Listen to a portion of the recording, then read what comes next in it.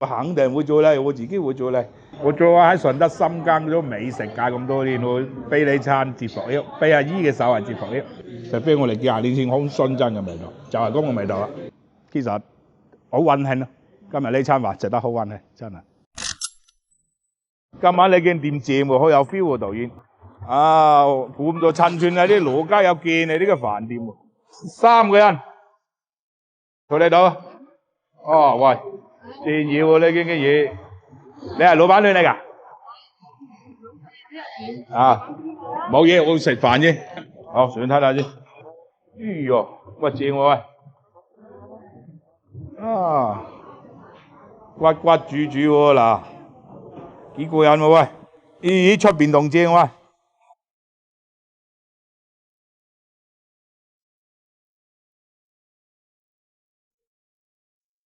呢度啊，就真係上個世紀80年代呢啲舊拼貨啦，你啲下邊你啲慘都舊噶啦，嗱，你啲有少少你啲法式嘅粗點嗱，二大花你啲嘅玻璃幾廿年呢啲玻璃，喂你幾正嘢喎，導演好嘢喎，先講食味道先，呢度好有懷舊 feel， 好似我屋企啊張飯都搬過嚟咁嘅，優仔都話導演去過屋企啊拍嘢，我屋企張飯都就咁啊，好濃嘅家嘅味道，估計係好舒服喺度食飯，都好隨意你睇。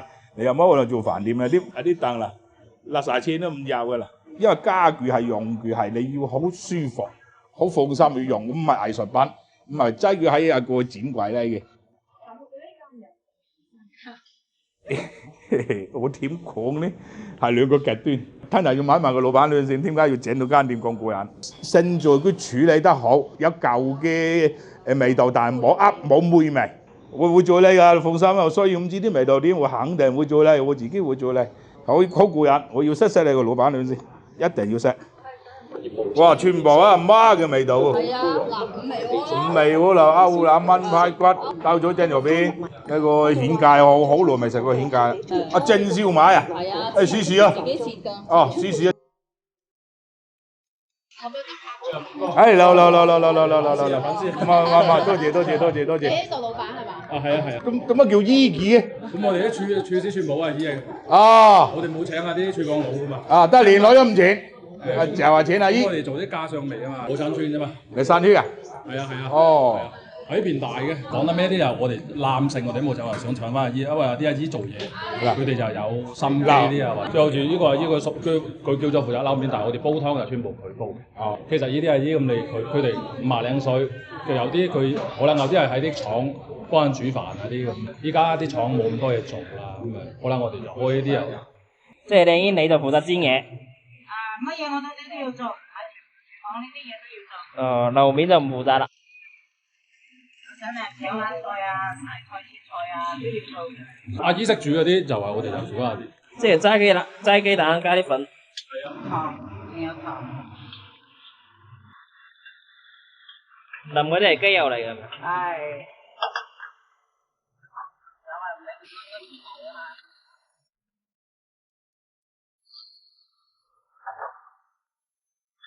嗱呢個薄撐咧，就真正食翻我阿媽嘅年代啊，連花生啊、椰樣都買米嗰個年代，就係食你呢嘅做早餐㗎啦。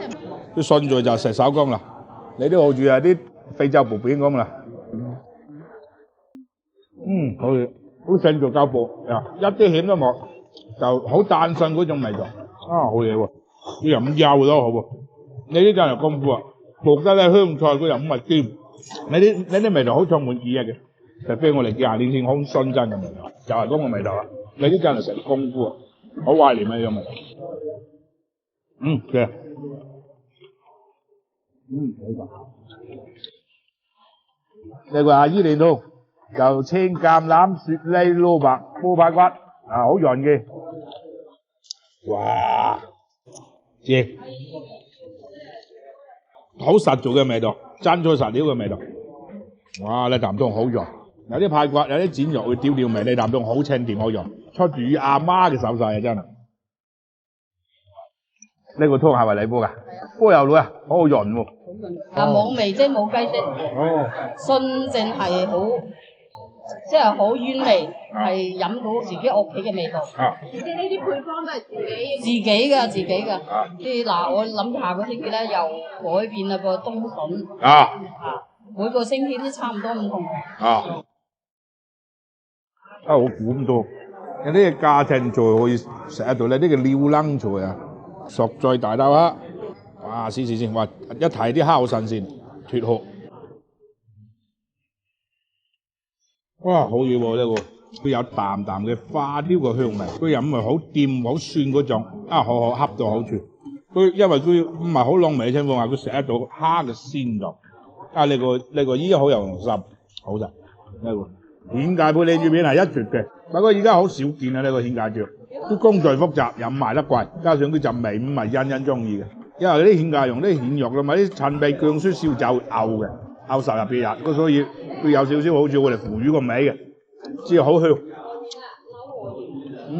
喂，好正喎！真材實料啊，冇添加，講啊啲靚餅有香味，佢買啲蜆芥好野味。所以蜆芥唔係人人中意，我哋呢攞怪中意。好啦，喂，微微好點喎？好開胃。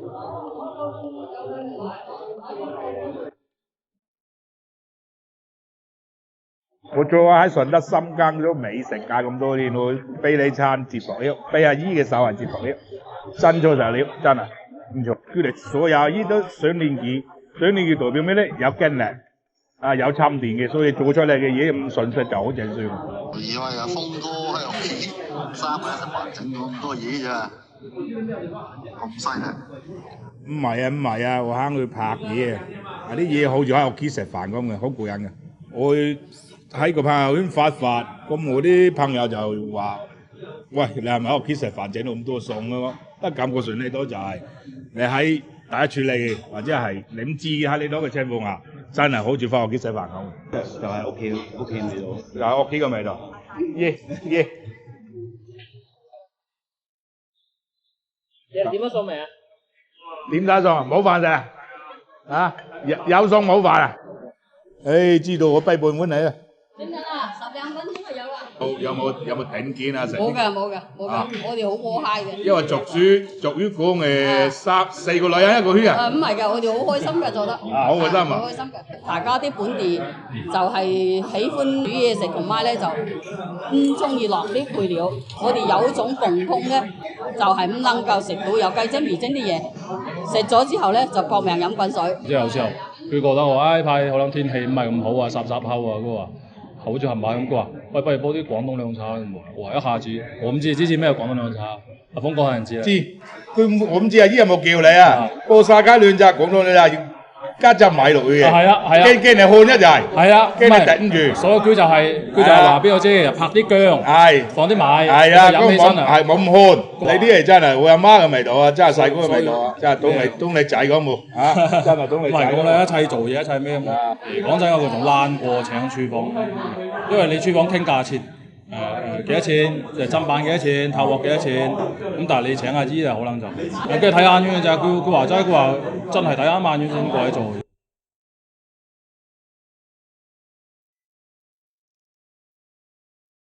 我自己都花好耐時間我諗，即係咩叫順德菜？我哋個年代，我哋即係親村啦，以前冇咁多酒樓啊嘛，因為你由細到大，可能你到出嚟做嘢前，你食嘅所有餸，其實你會憶啲係你阿媽煮嘅。我唔想加上餸，即係順德菜一定係得太好酒樓餸啊，即係一啲好高檔海鮮。喂，你哋煮嘅餸好似屋企食煮啊，使鬼嚟食呢個。我話阿姨你覺得啫，但係有啲好似我哋咁20零30歲搬出去住，阿媽可能都有啲屋企人甚至年紀大啲可能喺度，你話邊度食啊？